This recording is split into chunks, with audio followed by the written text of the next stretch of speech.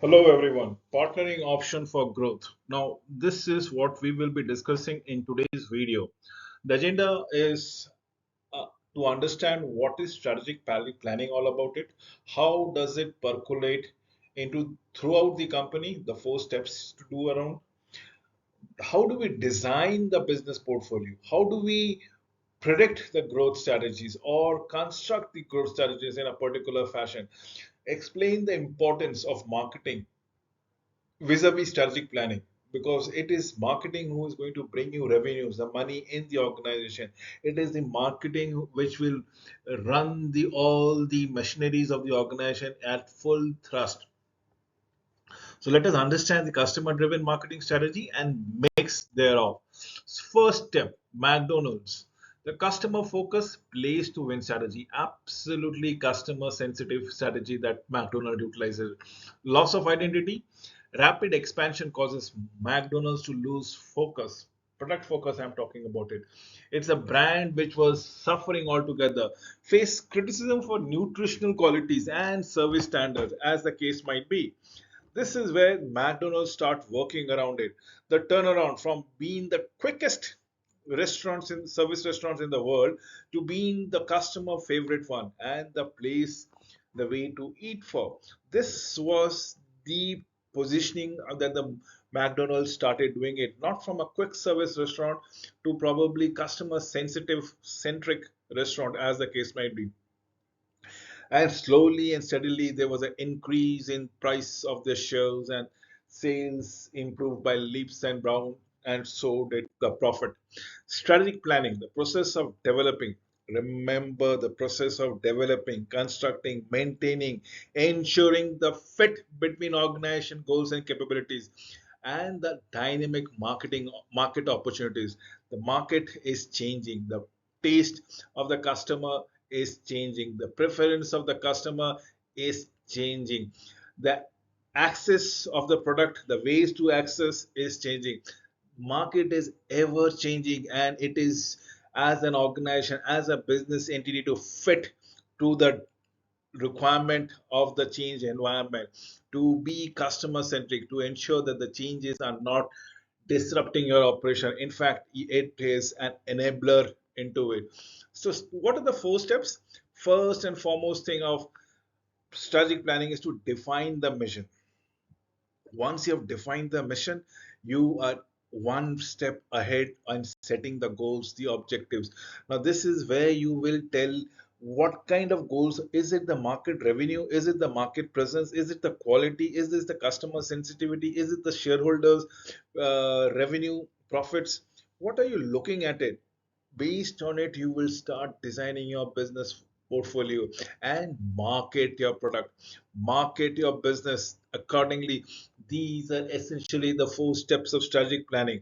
A mission statement, the very first step, is defines why the organization is in existence, what it wants to accomplish in the larger goal of things.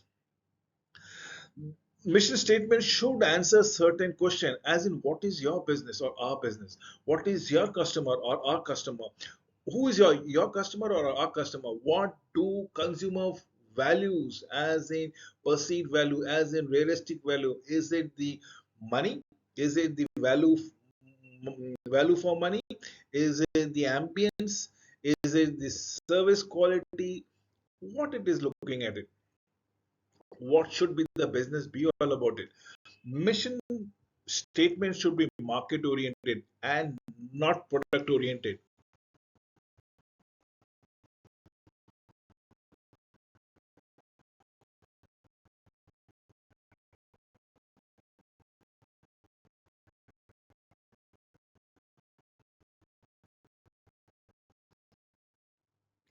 Fuel for thought.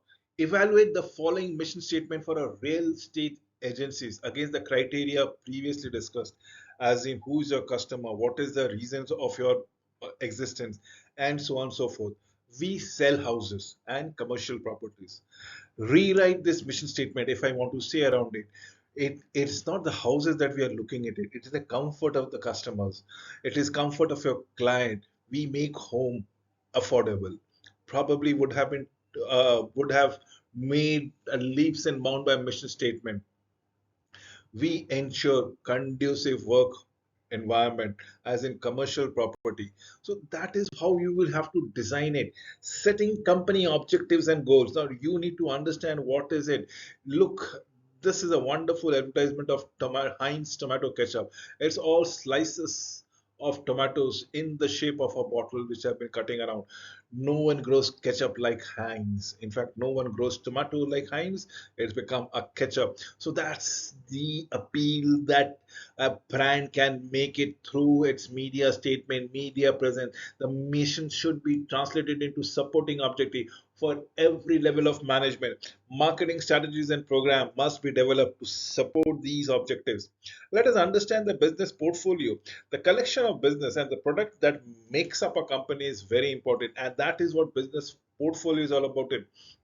Remember, in a business portfolio, it can be geographically spread, so you can divide it geographically.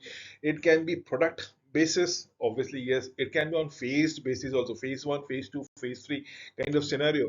So, designing your business portfolio, the company must analyze the situation, the business portfolio, or the strategic business unit, which might be spread across globe, across geographies, in which SUBU should receive more, probably less, or absolutely no investment, who is on their own, who is managing their cost on their own, managing everything. So develop strategies for growth. Downsizing that will help shape future business portfolio as the case might be. These are the things that needs to be kept in mind. Marketing at work, you look at it. Uh, ESPN's business portfolio, ESPN, European Sports Network, you know what happened with it? They are talking about being present on television, radio, digital media, publishing, event management. They want to be at the top of the mind of the recall of their customers. Every customer should be thinking of ESPN the moment they think of sports. So, portfolio analysis is the process by which management evaluates a business, evaluates a product that particularly makes up the company. It is the sum total of its output, which becomes much more greater than the company is all about it. So, portfolio analysis, portfolio purpose. What are we looking into it? We are trying to direct resources to a much more conducive, profitable, beneficial businesses while phasing out the weaker one, which is draining on your revenue, draining on your cost, or probably which are already decade old technologies, decade old customers who are no longer fading out altogether. It doesn't make sense to hang on to those kind of businesses. Basis of evaluation is attractiveness of SBU, strategic business units, or the industry, strength of SBU position within the market or the industry, as the case might be. Look what we have done with BCG, Boston Consulting Group growth share matrices. If you have the market share on an x-axis and the market growth rate on the y-axis, you will see it is all like the market flow that goes around it. What happens when there is something, when there is a product which is not only having a very high market share and the growth rate is very low? It means what? You have this market is stagnant, or probably you're occupying the complete market almost. It is all about cash flow. Without any effort, the market remains more or less fixed. So market share is relatively high. Absolutely, you're a dominant player. You don't need to make a marketing initiative out here. But what happens when the growth rate is very high and your relative market share is also very high? It's a win-win situation. This is the category. This is a section that you all companies would love to be the star.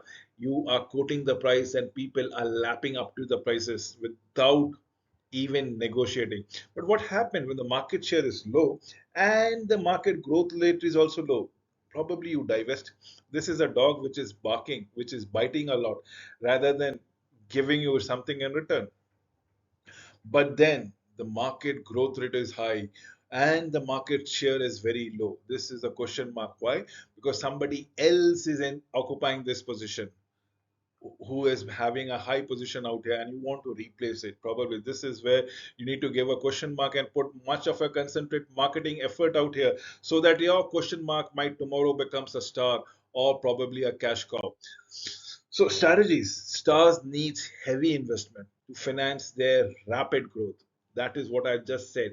Cash cow doesn't require any investment or probably less investment to hold on to their market share. Question mark requires a lot of cash to hold to their share, let alone increase it. That is what we are looking for is dog do not promises anything much. Instead, it doesn't promises anything at all. So that is what we are looking out here. So about the marketing product expansion grade, how do we go around it? Again, on the basis of an x-axis where it is product based and on the y-axis market based. When the market is existing, remember, when both the market and the product are existing, you need to go for penetration. You need to go for making the last man count, making the last mile of your pound or dollars, as the case might be. This is the market penetration all about. This is a stagnant market. Everybody knows about the market. Um, there are imitated goods available, there are replaceable goods available, there are alternatives available for your product, and the customer segment is more or less static. So you have existing product, existing market penetration needs to be done. So you either need to go to a newer market or probably ensure that whoever is your audience is, they buy more. So what happens when the product is existing but now the market is increasing, you are increasing into a new market? Nothing but a global expansion or geographical expansion. You are talking about market development. Think about the product when there's an existing market but a new product being launched. Now, this is where you have to educate your customers, where you have to educate your audiences regarding the new product, how beneficial it might be. This is where the product development comes around it. And then there is the novel case of new product and new market. This is the diversification cases that builds up both the product and the market. They are not aware of each other's. Even you are not aware of each other's. How do you launch that product? So market penetration increases the sales of a current product to current market segment without changing the product. Whereas market development, identifying and developing a new market segment for current company products altogether. That is what is important. Product development, offering modified or new products to current market segment. This is product development. Then there's a case of diversification, starting up or acquiring business outside the company's current products or businesses or markets. You know it. We are diversifying. So developing these strategies for growth, Under Armour has grown at a blistering rate under its multi-pronged strategies, where it is a multi-pronged. You name the media, they are not been present. Absolutely, media they have been present. You name the promotion that they are not leaving. They are not. In fact, they are leaving no stone unturned to ensure to educate their customers, to ensure their market share is always increasing. They are putting, in fact, should I say they are burning their cash? Probably. But this is what is going to pay them rich dividends. This is what they have established themselves as a brand in the market. That is what Under Armour is all about. It downsizing, reducing the business portfolio by eliminating certain products or business unit which are detrimental to your profits, that no longer fits to the company's overall businesses. The reason for downsizing is what is very important. Rapid growth of the company, probably yes. It has mushroomed altogether. Suddenly, you have never stopped investing. You let everything grow up, and you have a behemoth of a corporation. So you need to cut down, take shape about, take account of all the things, lack of experience in the market, and probably the changing scenarios in the market. Obviously, yes, decline in the particular product, the taste of the customers might change, the product is no longer in demand. Planning, marketing plays a key role in strategic planning by providing a philosophy, guiding philosophy. What is it that clicks with the market? What is it that uh, clinges to the customer's fancy? Providing inputs to the strategic planner, designing strategies to help individual business unit reach their objective. That is what we are all looking forward to it. Creating customer value, market must practice partner relationship management. Working with partners internally within the company can create an effective value chain. Definitely, yes, it is all your stakeholders. If you include them, they are going to deliver better than expected result. Working with external partners in the marketing system helps a superior value delivery, because now everybody is responsible for their own jobs. So when you work with internal work partners, it creates a wonderful value chain. When you work with external marketing partners, it gives a value delivery network, because now it's all about goal oriented.